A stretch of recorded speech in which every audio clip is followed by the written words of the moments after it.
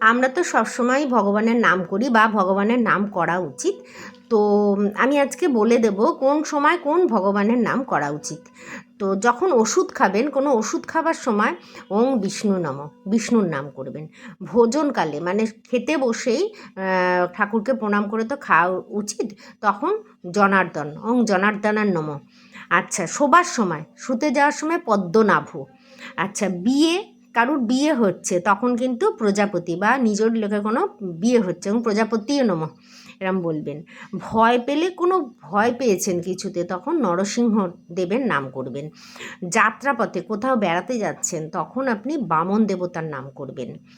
আর কোনো কিছুর হাত থেকে আপনি রক্ষা পেতে চান তখন উপেন্দ্রর নাম করবেন। সংকটকালে, খুব সংকট আপনার সামনে, তখন মধুসূদনের নাম করবেন। আর কোনো দুঃস্বপ্ন দেখেছেন আপনি, খুবই খারাপ স্বপ্ন, তখন সেই স্বপ্নটা দেখে ওঠার পর ওম গোবিন্দায় নমঃ বললে পরে সেই দুঃস্বপ্নের কুপ্রভাবটা কেটে যায়।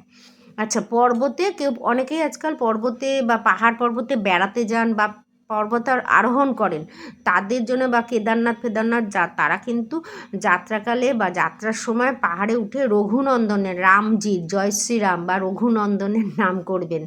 এগুলো করলে আপনাদের সমস্ত ক্রিয়াগুলোই সুসম্পন্ন হবে।